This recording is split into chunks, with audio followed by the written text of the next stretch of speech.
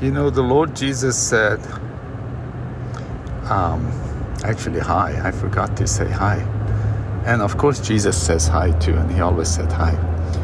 The Lord Jesus said, when you gave water to the thirsty, when you visited the sick, and when you gave food to hungry, and when you visited the prisoner, you did it to me.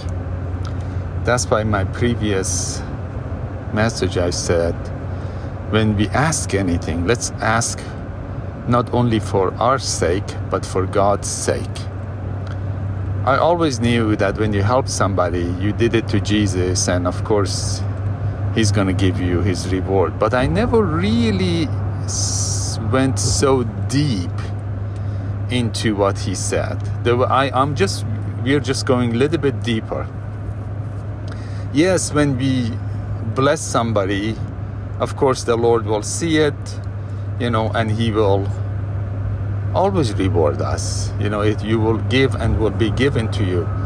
But when we say, do it, bless people for His sake, just look at the Lord as a needy person. And I know this is gonna make some people mad, and you will say, God is not needy. Okay, is God thirsty? Some may say, no, He's never thirsty. Of course He's thirsty. When one of His children are thirsty, He is thirsty. The Lord came to Paul and said, why are you persecuting me? He didn't say, why are you persecuting them, but me. Meaning the Lord is still under persecution. He is still hungry, and he is still prisoner, because He said in the Bible that people would say, no, you never were in prison, you were never hungry, I never gave you food or water. He would say, if you gave it to them, you gave it to me. And He's not just, you bless them and I'm gonna reward you. He's saying, I am thirsty. Last night I had this dream of, we are going to one of the country in the Middle East. I don't want to say the name. Suzy and I, we are going soon. And by the time you're hearing this, maybe we are there. In that particular country, there was this teenage girl that was around me and Suzy, and we were kind of took an interest on her. And then this religious police, the authority came, and it started kind of interrogate her, why she's with us. It's a Muslim nation. This is in my dream last night. And the dream switched, and all of a sudden the authority left, but I knew they buried the girl alive. And there wasn't any hope. And I said, okay, she's dead. And then all of a sudden, I started to get this shovel, first with my hand, then I found this shovel and dug the girl out. And first her hand came out, and she squeezed my hand, and then I took all the dirt off of her face. She was almost taking her last breath.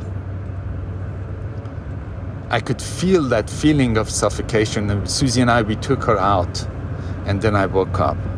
When I woke up, I felt like I was being buried alive, and that feeling was with me, meaning because I saw her in my dream, I carried that pain. And of course, in my dream, Suzy and I, we rescued her. In that sense, if somebody is in prison, the Lord is in prison. Somebody is needy, you can say the Lord is needy. Why? Because He carries that neediness. In that sense, when we say, do it for His sake, look at Him as being broken. Look at Him as being suffocated. Look at Him as being nailed on the cross. Look at Him as being persecuted and hungry and even depressed. And then when we help the depressed one, we are helping him. That's why we say, do it for God's sake. Not only do it for God's sake in the form of getting reward from God. No, do it and just see it that literally you're giving food to God, because He is hungry. If one of His children are hungry, so is He. He shares all of our pain. Then doing anything for God's sake will get a new meaning. is not symbolic anymore, and is not just reward-based anymore. When I gave my heart, this amazing love came to my heart toward God. Then I need to see that He's still suffering, and I need to help according to His will, according to His grace, and according to the faith that is going to come to me, and strength. Then helping His children is helping Him. In that sense, yes, God is needy. And I know some of you may get angry. The Pharisees, which, believe me, I'm not calling you Pharisee if you get angry. I have that in me too. They got so angry because Jesus came in the form of a human being and said, I'm the Messiah, and I'm God, and I'm the Creator. They got so angry because God was too holy to come in as a human being. And for us, some of us, God is too holy to be needy. But He is, because of His children.